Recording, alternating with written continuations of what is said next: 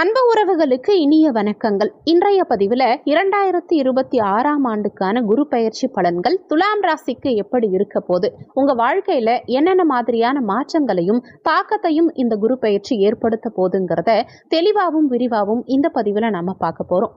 வீடியோவை முழுமையா பார்க்கறதுக்கு முன்னாடி நீங்க நம்ம சேனலை இப்பதான் புதுசா பார்க்கறவங்களா இருந்தா மறக்காம சேனலை சப்ஸ்கிரைப் பண்ணிக்கோங்க.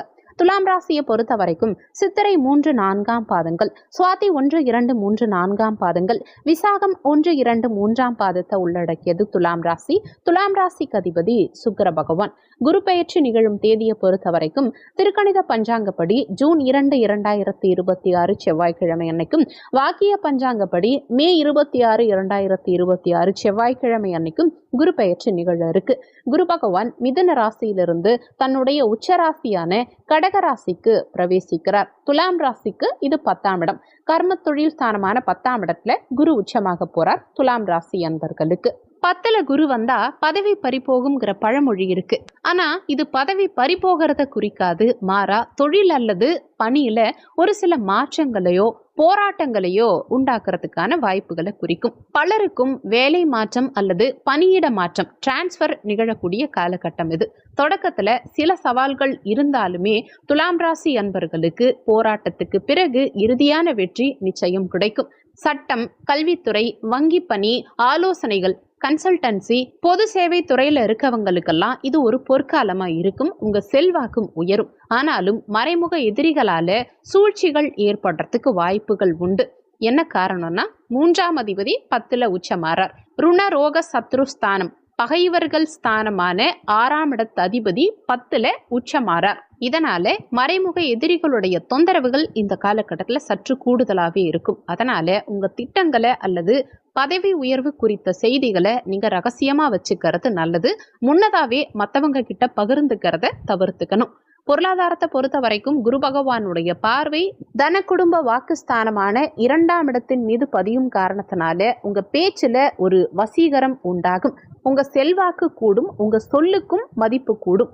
பணவரவு கணிசமா உயரும். குடும்பத்தின் தேவைகள் அனைத்தும் பூர்த்தியாகும். சேமிப்பு அதிகரிக்க துவங்கும். குடும்பத்துல மங்களகரமான சுப நிகழ்வுகள், உதாரணத்துக்கு திருமணம், காது குத்து, இந்த மாதிரி சுப நிகழ்வுகள் வீட்டில் நடைபெறும். குடும்ப ஒற்றுமை மேலோங்கும். அதே மாதிரி சுகத்தாயார் ஸ்தானமான 4ஆம் இடத்தை குரு பகவான் சமசப்தம பார்வையா பார்க்கும் காரணத்தினால வீடு வாங்கும் யோகம், வாகனங்கள் வாங்கும் யோகம் இந்த காலகட்டத்துல பிரமாதமா இருக்கு. பழைய வீட்டை விற்று புதிய வீடை வாங்குறது இல்ல வண்டியை மாத்துறது, இந்த மாதிரியான மாற்றங்கள் நிகழும்.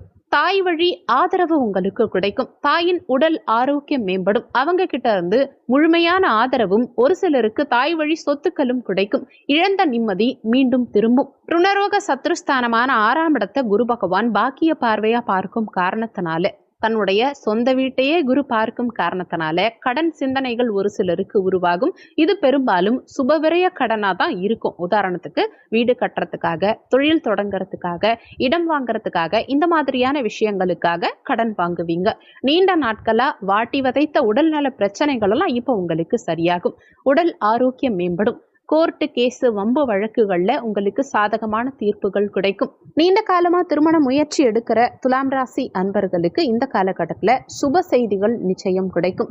மன வாழ்க்கையில புரிதல் அதிகரித்து மகிழ்ச்சி நிலவும். புத்திர பாக்கியத்துக்காக நீண்ட காலமா காத்துட்டு இருக்கக்கூடிய துலாம் ராசி அன்பர்களுக்கு 5ஆம் இடத்துல ராகு சஞ்சாரம் செய்யும் காரணத்தினாலையும், 5ஆம் இடத்து அதிபதி 6ல மறைந்த நிலையில சஞ்சாரம் செய்யும் காரணத்தினாலையும் சில மருத்துவ பரிசோதனைகள் அல்லது ஆலோசனைகளுக்கு பிறகு புத்திர பாக்கியம் அமையும். அதே சமயத்துல ஒரு சிலருக்கு ரத்த சோகை அல்லது மன அழுத்தம் காரணமா புத்திர பாக்கியத்துல தாமதம் ஏற்படலாம். அதனால பேரிச்சம்பழம், நட்ஸ் வகைகள், பாதாம், முந்திரி, இந்த மாதிரி நட்ஸ் வகைகள், சத்தான உணவுப் பொருட்களை உட்கொள்ள வேண்டியது அவசியம். மாணவர்களை பொறுத்த வரைக்கும் ஆராய்ச்சி திறன் மற்றும் நுணுக்கமான பாடங்களை புரிஞ்சுக்கிட்டு புதிய விஷயங்களை கத்துக்கிறதுலையும் ஆர்வம் அதிகரிக்கும். போட்டித் தேர்வுகள், நீட் அல்லது நுழைவுத் தேர்வுகள் எழுதக்கூடிய மாணவ மாணவிகளுக்கு எளிமையான வெற்றி கிடைக்கும். அரசு வேலைக்காக படிக்கிறவங்களுக்கு விடாமுயற்சி செஞ்சா அரசு வேலை நிச்சயமா கிடைக்கும். அதே மாதிரி எல்லாம் எனக்கு தெரியுங்கிற கர்வம் இந்த காலகட்டத்துல வரத்துக்கு வாய்ப்புகள் உண்டு. உங்களுக்கு கத்துக் கொடுத்த ஆசிரியர்கள் கிட்ட பணிவோட நடந்துக்கிட்டு அவங்களுடைய ஆசீர்வாதத்தை பெற வேண்டியது அவசியம். இந்த காலகட்டம் சிறப்பா அமைய நீங்க செய்ய வேண்டிய பரிகாரம் என்னன்னா, பிரதோஷ காலங்கள்ல சிவபெருமானுக்கு இளநீர் அபிஷேகம் செய்யறது உத்தியோகத்துல இருக்கும் தடைகளை நீக்கி மேன்மையை கொடுக்கும். வியாழக்கிழமை தோறும் முடிஞ்சவங்க விரதம் இருக்கலாம். மஞ்சள் நிற உணவுப் பொருட்கள், உதாரணத்துக்கு எலுமிச்சை சாதம், லட்டு அல்லது கொண்டை கடலை சுண்டல், இதையெல்லாம் தானமா வழங்குறது சிறப்பு. வியாழக்கிழமை தினங்கள்ல பசுவுக்கு வாழைப்பழம் அல்லது அகத்திக்கீரை கொடுத்து வழிபாடு செய்யறது நற்பலன்களை பெற்றுக் கொடுக்கும். உங்களுக்கு கல்வி கற்பித்த ஆசிரியர்கள் அல்லது வழிகாட்டியா இருந்த பெரியவங்க கிட்ட ஆசிர்வாதத்தை பெறுவது உங்களுக்கு சிறப்பு பலன்களை பெற்றுக் கொடுக்கும். மொத்தத்துல ஒரு சில போராட்டங்களுக்கு பிறகு தொழில் மற்றும் உத்தியோகத்துல மிகச்சிறந்த உயர்வை பெற்றுக் கொடுக்கும் பயிற்சியா இந்த குரு பயிற்சி துலாம் ராசி அன்பர்களுக்கு அமையும். முக்கியமான விஷயம், வீடியோல சொல்லியிருக்கக்கூடிய பலன்கள் கோச்சார ரீதியிலான பலன்கள். கோச்சார பலன்கள் யாரா இருந்தாலும் வெறும் 20% தான் வேலை செய்யும். மற்றபடி 80% உங்க சுயஜாதகப்படி தான் உங்க வாழ்க்கையில என்ன நடக்கணும், எப்படி நடக்கணுங்கிறது முடிவாகும். சுயஜாதகத்துல இப்ப உங்களுக்கு என்ன தசாபுத்தி நடக்குது, தசாநாதனும் புத்திநாதனும் எந்த நிலையில சஞ்சாரம் செய்யறாங்கிறத பொறுத்து உங்க வாழ்க்கையில நடக்கிற நிறைய விஷயங்கள் மாறுபடும்ங்கிறத மனசுல வச்சுக்கணும். சுயஜாதகம் பார்க்க நினைக்கிறவங்க ஜாதகம் பார்க்கன்னு கொடுத்திருக்க வாட்ஸ்அப் நம்பருக்கு வாட்ஸ்அப் பண்ணுங்க. நன்றி. மற்றும் ஒரு நல்ல பதிவோடு மீண்டும் உங்களை சந்திக்கிறோம்.